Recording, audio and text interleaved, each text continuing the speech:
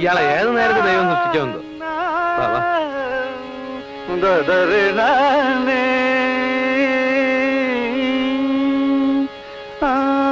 മഞ്ഞണിക്കൊമ്പിൽ കിങ്ങിണിക്കൊമ്പിൽ തുണയവിടെ ഇണയവിടെ തുണയവിടെ സിന്ദൂര കുറു. എന്റെ പൊന്നു കുഞ്ഞുങ്ങളെ, മണി 2 ആയില്ലേ? എനിക്ക് എന്തെങ്കിലും കഴിക്കണ്ടേ? ഒരു 5 രൂപ കൊടുക്കും. വയറ് നിറച്ചു പോയി കഴിച്ചോ. മനുഷ്യനെ ഒരുമാതിരി കളിപ്പിക്കുന്നതിനൊക്കെ ഒരു പരിധിയൊക്കെ ഉണ്ട്. ഒന്നുകിൽ നിങ്ങൾ എനിക്ക് എന്റെ കാശിത, അല്ലെങ്കിൽ നിങ്ങൾ എല്ലാം കൂടെ ചേർന്ന് എന്റെ തല്ലിക്കൊല്ല്. പണം പിരിഞ്ഞിട്ടാവുന്ന മാഷ പറഞ്ഞിടുവാന്നുള്ള ഞങ്ങളുടെ കൂടെ ഉത്തരവാദിത്തമല്ലേ? മാഷ എന്താ അങ്ങനെ പറഞ്ഞു? അതെന്താ അങ്ങനെ പറഞ്ഞു? ഗാനമേള കഴിഞ്ഞിട്ട് ഇന്നേക്ക് 15 ദിവസമായി. പിരിഞ്ഞിട്ട് കാശ് നിങ്ങളെല്ലാം കൂടെ ചേർന്ന് വെള്ളം അടിച്ച് നശിപ്പിച്ചല്ലേ? എവിടെ പിരിഞ്ഞിട്ടി? മാഷ് ഗാനമേള തുടങ്ങി അവസാനിപ്പിക്കുന്നവരെ ആളുകൾ നിർത്താതെ കൂവല്ലായിരുന്നു. അത് ശരിയാ. ടിക്കറ്റ് മുഴുവൻ കടമായിട്ടല്ലേ കൊടുത്തത്. മാഷിന്റെ ഗാനമേളയുടെ ഭംഗി കാരണം ഒരുത്തനും കാശ് തന്നില്ല. അല്ല, അത് പിന്നെ സംഗീതവാസനയില്ലാത്ത മരങ്ങോടന്മാരുടെ ഇടയിൽ കിടന്ന് പാടിയതിന്റെ ശിക്ഷ എന്ന് പറഞ്ഞാൽ മതിയല്ലോ. മാഷിനിപ്പോ നാട്ടിൽ പോയിട്ട് വലിയ അത്യാവശ്യ കാര്യമൊന്നുമില്ലല്ലോ. അല്ല, ദൈവം സഹായിച്ച് ഭാര്യ ഉപേക്ഷിച്ചു പോയി. പിടക്കോഴികളുമില്ല. മാഷ് കുറച്ചു ദിവസം ഇവിടെ തന്നെ നിന്നാൽ പല ഗുണങ്ങളും ഉണ്ടാവും. ആർക്ക് ഗുണം? മാഷിനും ഞങ്ങൾക്കും. മനസ്സിലായില്ല. മാഷ് അന്യനാട്ടുകാരനായതുകൊണ്ട് എന്റെ അമ്മാവന് ആളെ പിടികിട്ടത്തില്ല. ഞങ്ങളുടെ കല്യാണം കലക്കി ഗ്രൂപ്പിൽ മാഷിന് പല വിലപ്പെട്ട സംഭാവനകളും ചെയ്യാൻ കഴിയും. കല്യാണം കലക്കി ഗ്രൂപ്പ്? കാര്യം എന്താന്ന് വെച്ചാൽ ഞങ്ങളൊന്ന് തെളിച്ചു പറ. എല്ലാം പറയാം. അതിനുമുമ്പ് നമുക്കെല്ലാം കഴിക്കാം. അത് കൊള്ളാം. നീ വല്ലതും കഴിച്ചിട്ടാവട്ടെ. ഒന്ന് പെട്ടെന്ന് എടുത്തോണ്ട് വാമോളെ. നല്ല കിളികിളി പോലത്തെ ചെറുക്കൻ. ഭാഗ്യമുണ്ടെങ്കിൽ നടക്കും.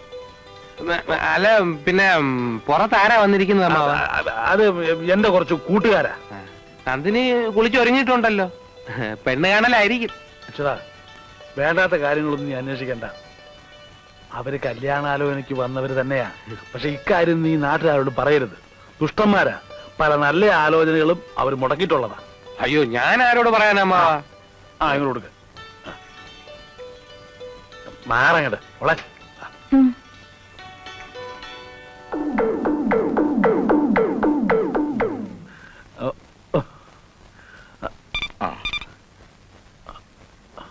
പേടിക്കണ്ട. ഈ വാച്ചിന്റെ അലാറം അടിച്ച മണി 11:30. ഓരോ അരമണിക്കൂർ വിട്ടും മണി അടിച്ചോണ്ടേയിരിക്കും. മനുഷ്യന്റെ ഓരോ കണ്ടുപിടുത്തങ്ങളെ. ചുമ്മാതല്ല, ഈ വാച്ചിന്റെ വില 8000 ഉറുപ്പികയാ. അങ്ങോട്ട് അവിടെ അവിടെ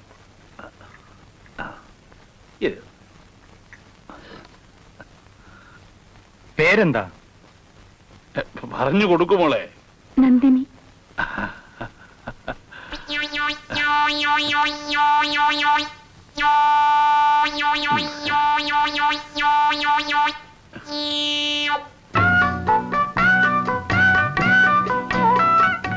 സമയം ഒരുപാടായല്ലോ. ഇവന്മാര് കല്യാണം ഉറപ്പിച്ചിട്ട് ഇറങ്ങുന്നാ തോന്നുന്നത്. വരുന്നുണ്ട്. പറഞ്ഞല്ലോ, ഓർമ്മയുണ്ടല്ലോ. മണ്ടത്തരം ഒന്നും വിളിച്ച് പറഞ്ഞേക്കരുത്. അല്ല, ഞാനേറ്റ്.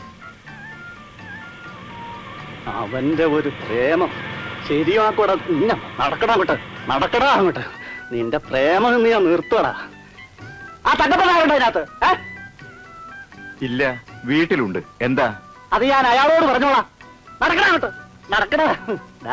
ചൊല്ലും വിളിയില്ലാതെ വളരുന്ന പെമ്പിള്ളാര് കണ്ണു കാണിച്ചെന്നും പറഞ്ഞ് നീ ഇവിടെ പ്രേമലേഖനം എഴുതും അല്ലേടാ? തങ്കപ്പനാരുടെ മോളല്ല, ഇനി ദിവാന്തേഷ്കാരുടെ മോളായാലും ശരി. നാറിത്തരം കാണിച്ചാ ഞാൻ ചോദിക്കും. നടക്കടാ അങ്ങോട്ട്. ഇങ്ങോട്ടല്ല, അങ്ങോട്ട് നടക്കടാ. അങ്ങനെ ഇന്ന് ഞാൻ ശരിയാക്കും. ഒരു പ്രേമം. ഇങ്ങ് വന്നേ. എന്താ പ്രശ്നം? എനിക്കൊന്ന് പറഞ്ഞൂടാ. ഇവിടുത്തെ ആ പെങ്കൊച്ചില്ലേ നന്ദിനി, ശേരമുള്ള ചേട്ടന്റെ മോന് പ്രേമലേഖനം കൊടുത്തെന്നോ അവർ ഒളിച്ചോടാൻ പ്ലാനിട്ടെന്നോ വേറെന്തൊക്കെയോ പ്രശ്നങ്ങളുണ്ടെന്നോ. ശേഖരമുള്ള ചേട്ടൻ ആളൊരു ചൂടനാണേ. ഞാൻ പോട്ടെ, സമയമില്ല.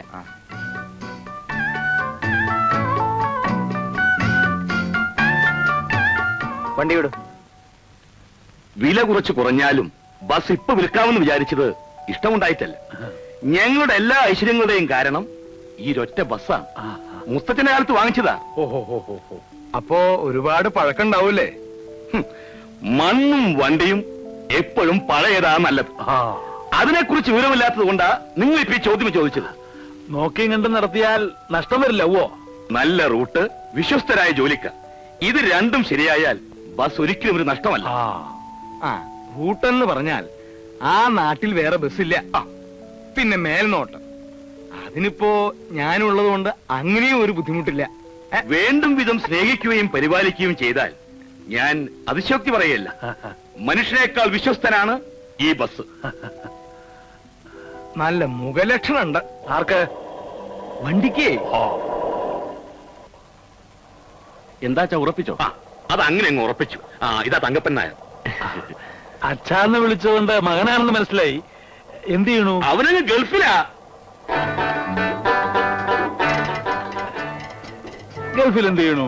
എനിക്ക് സ്വന്തമായി ബിസിനസ്. എനിക്കിവിടെ 2-3 ഫ്ലാറ്റുകളുണ്ട്, ബെൻസ് കാറുണ്ട്, സ്വന്തം ബോട്ടുകളുണ്ട്, കപ്പലും ഉണ്ട്. കണ്ടാ തോന്നില്ലല്ലേ? സത്യത്തിൽ ഇവൻ ഗൾഫിൽ പോയതുകൊണ്ടാ ബസ് വിൽക്കാമെന്ന് വെച്ചത്. ആണായിട്ടും പെണ്ണായിട്ടും ഇവൻ ഒരുത്തനേ ഉള്ളൂ. ഞാൻ അകത്തേക്ക് ചെല്ലട്ടെ. കുവൈറ്റിൽ നിന്ന് 10-15 ഫോൺ കോൾ വരാനുണ്ട്. ചെല്ലെ വിളിക്കുന്നവരോട് മറുപടി പറഞ്ഞ് ഞാൻ തോറ്റു.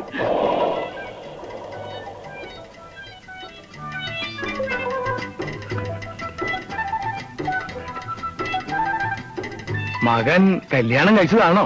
ഹേയ് അല്ല, ആലോചനകൾ പലതും വരുന്നുണ്ട്. പക്ഷേ ഒന്നും അങ്ങ് മനസ്സിൽ പിടിക്കുന്നില്ല.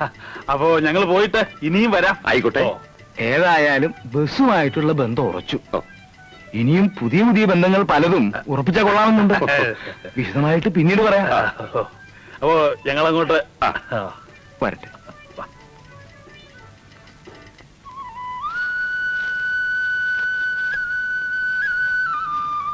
രമണി, ഇന്നലെ വൈകുന്നേരം വെള്ളം നനച്ചില്ലേ? നനച്ചോ? എവിടെ നനച്ചു? ദേ, ഞാൻ അച്ഛനോട് പറഞ്ഞു കൊടുക്കും കേട്ടോ. ഇതൊക്കെ വാടിയിട്ടുണ്ടല്ലോ. നന്ദിനി, മുതലാളി അമ്മ മേൽനോട്ടത്തിന് ഇറങ്ങിയതാവും. അമ്മാവൻ പുതിയതായി വാങ്ങിച്ച ബസ്സിന് നിന്റെ പേരാണ് ഇടാൻ പോകുന്നെന്ന് കേട്ടല്ലോ. Nandini transport company. നല്ല ഉശിരം പേര്. അതിന് ഈ പറയുന്ന ആൾക്ക് ഒരു നഷ്ടമില്ലല്ലോ. ഞങ്ങളുടെ ബസ്സിന് ഞങ്ങൾക്ക് ഇഷ്ടമുള്ള പേരിടും. അതിനിപ്പോ എന്റെ പൊന്നിനും കൂടെ ദേഷ്യപ്പെടുന്ന എന്തിനാ? ദേ, അച്ചോട്ടിന് എപ്പോഴും എന്നെ ഇങ്ങനെ കളിയാക്കാൻ ഞാൻ അച്ഛനോട് പറഞ്ഞു കൊടുക്കും. നിന്റെ അച്ഛൻ ആര്? കളക്ടറോ? പാടി പടവലങ്ങ സാമ്പാർ പടവലങ്ങ പറിക്കരുത്. ഓ എടി, എനിക്ക് ആവശ്യപ്പെട്ട 5 ഏക്കർ നിന്റെ അച്ഛന്റെ കയ്യിലാടി. അങ്ങനെ നിന്റെ അച്ഛൻ മാത്രം നിന്നാ പോരടി. കൈ നോറി ചുമ്മാ പടവലങ്ങ സാമ്പാർ വെച്ചു. നിന്റെ അച്ഛൻ തങ്കപ്പൻ നായർ മാത്രം ഉണ്ടാ പോരാ. പിന്നെ സാമ്പാർ കൊതിനാണെങ്കിൽ ഞങ്ങൾ നോക്കിക്കോളാം. ഞങ്ങൾ എന്നാലും ദഹിക്കുമടി പടവലങ്ങയൊക്കെ. സമ്മതിക്കില്ല ഞാൻ. നോക്കിക്കോ, ഞാൻ അച്ഛനോട് പറഞ്ഞു കൊടുക്കും. പോയി പറഞ്ഞു കൊടുക്കും. 1, 2, 3, 4, 5, 6 പടവലങ്ങ 2 വെള്ളരിക്ക. തെറ്റല്ലേ?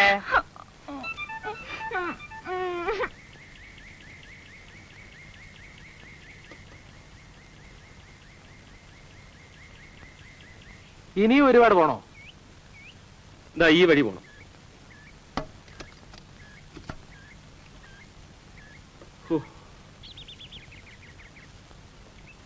എടേ, ഇവിടെ എവിടെ ആയിരുന്നല്ലോടേ? നിനക്ക് ഈ കണ്ടക്ടർ എങ്ങനെയാ പരിചയം? അത് ഞാൻ പണ്ട് വർഷാപ്പിൽ പോയിരുന്ന സമയത്ത് ഇയാള് പണിയെടുത്തിരുന്ന ബസ് അവിടെ റിപ്പയറിന് വരും. അന്നേ ഇയാള് ഭയങ്കര മോഷണമായിരുന്നു. മോഷണമായിരുന്നെന്ന് ഒരു 3-4 ബസ് മുതലാളിമാരെയെങ്കിലും ഈ രാഘവൻ കുത്തുവാളെടുപ്പിച്ചിട്ടുണ്ട്. ഇവിടെ ചെക്കിംഗ് ഇൻസ്പെക്ടർ മുമ്പ് നിൽക്കുമ്പോഴല്ലേ ടിക്കറ്റ് കൊടുക്കാൻ കാശ് വാങ്ങിക്കുന്നത്. അതൊക്കെ ഒരു നേക്കടേ. നമ്മൾ സത്യസന്ധന്മാരെ കൊണ്ടൊന്നും പറ്റത്തില്ല. നിന്നെ കൊണ്ട് പറ്റൂടാ. എന്നാ ഞാൻ എന്നേ രക്ഷപ്പെട്ടു പോയെന്ന്. തല്ലിപ്പുളി എങ്ങോട്ടാ? ഇങ്ങോട്ട് വാടേ. രാഘവേട്ടനെ കാണാൻ തന്നെ. എന്താ വിശേഷം? ഒരു കോളുണ്ട്. എന്ത് കോള്? എല്ലാം പറയാം വാ. ഇതിനൊന്ന് കെട്ടിക്കോട്ടെ ഈ സാധനത്തിന്. പിന്നെ അല്ല, ഇപ്പൊ ഏതെങ്കിലും ബസ്സിലെ കണ്ടക്ടറാണോ? മതിയുടെ, ഇനിയൊന്ന് വിശ്രമിക്കണം. ആവശ്യത്തിലേറെ സമ്പാദിച്ചു കാണും. കുഴപ്പമൊന്നുമില്ല. ഒരു 10-15 പശുക്കളുണ്ട്, 2 ഏക്കർ നെൽപ്പാടം വിലക്ക് മേടിച്ച്. പക്ഷെ 2 ലക്ഷത്തിന്റെ വീട് പ്ലാൻ ചെയ്ത് പണി തുറന്നുകൊണ്ടിരിക്കുമ്പോഴാ MP ട്രാൻസ്പോർട്ടുകാർ എന്നെ പിരിച്ചുവിട്ടത്. വീട് പാതി നിൽക്കുക. ഇതേതായി പുതിയ കുരിശ്? ചിരിക്കല്ലേ. ഇത് നമ്മുടെ സ്വന്തമാണ് തന്നെ. ഹലോ. അയ്യോ, അല്ല, കൊള്ളാം. എന്തിനാ പിരിച്ചുവിട്ടത്? സംശയത്തിന്റെ ബലത്തിലായിരിക്കും. അല്ലാതെന്താ?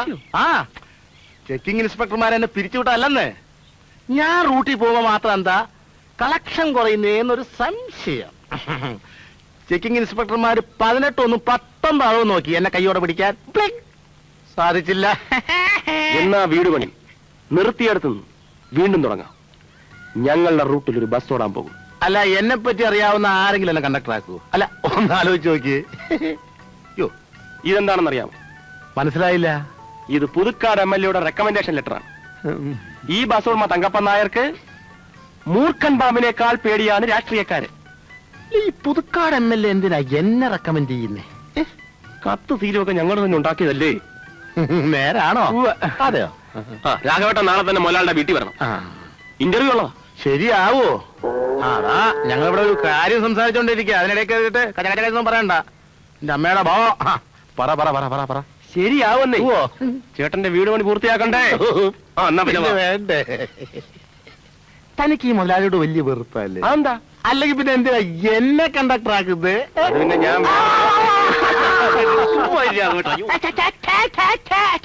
പിന്നെ നീ ഇരിക്കണ്ട. നീ ഇരിക്കാനാകുമ്പോ ഞാൻ പറയാൻ കേട്ടോ, ഞങ്ങള് ഫ്രണ്ട്സാ. നീ ഇപ്പൊ പരിചയപ്പെട്ടതല്ലേ ഉള്ളൂ. അല്ല പോയി ഞാൻ പോട്ടെ. അല്ലാതെ പിന്നെ വലിയ വലിയ ആൾക്കാർ ചിരിക്കുന്നിടത്ത് ഒപ്പം ചിരിക്കാൻ വന്നിരിക്കുന്നത്. ദയവ് ചെയ്ത് ആരും ബഹളം വെക്കരുത്. ഇന്റർവ്യൂ ഉടൻ ആരംഭിക്കുന്നതാണ്.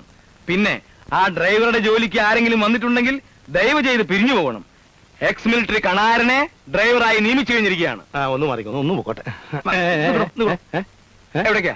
ഞാൻ ബോംബെ. ദയവായി ക്യൂ പാലിക്കുക. ദയവായി ക്യൂ പാലിക്കുന്നില്ല. ദയവായി ക്യൂ പാലിക്കുക. ദയവായി ക്യൂ പാലിക്കുന്നില്ല.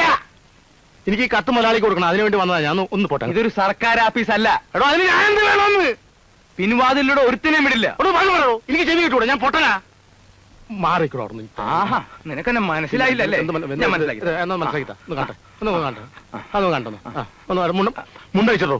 നീ അയക്കാൻ മുണ്ട് കഴിക്കണം. ആദ്യം മുണ്ട് നീ അയക്കാൻ മുണ്ട്. അങ്ങനെ അങ്ങനെ പറ. ഇത് പുതുക്കാട് MLA കത്താ. MLA കത്തോ? നേരത്തെ പറയണ്ടേ? അതല്ലേ നേരത്തെ പറഞ്ഞത്. ചെല്ല് ചെല്ല് ചെല്ല് ചെല്ല് ചെല്ല്. നീ ചിരിക്കണ്ട. നീ ചിരിക്കാനാകുമ്പോ ഞാൻ പറയാൻ കേട്ടോ. അല്ലേ മുതലാളി, ഒരു MLA കണ്ടക്ടർ ജോലിക്കോ? MLA കത്ത് ഇപ്പൊ എങ്ങനെ ഇരിക്കുന്നു? ശ്രീ KP തങ്കപ്പൻ നായർ ബസ് മുതലാളിയായ വിവരം പുതുക്കാട് MLA വരെ അറിഞ്ഞിരിക്കുന്നു.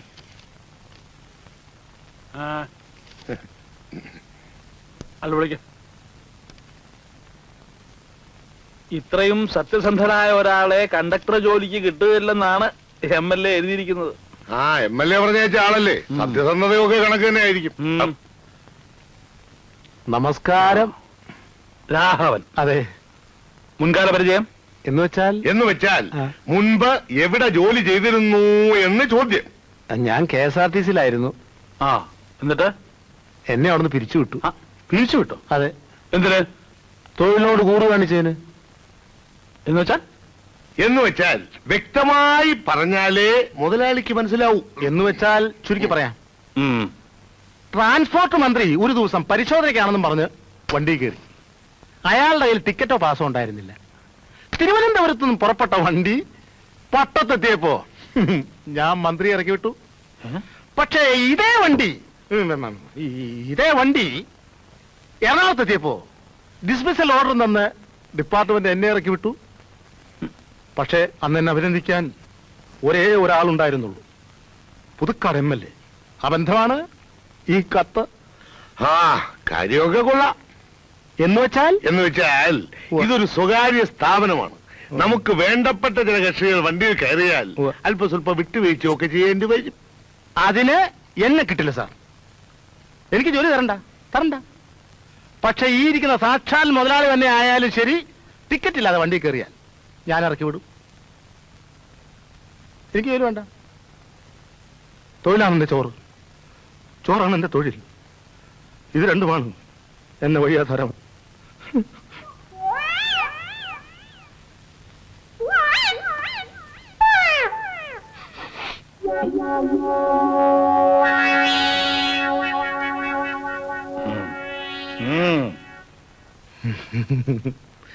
ഈശ്വരാധീനം.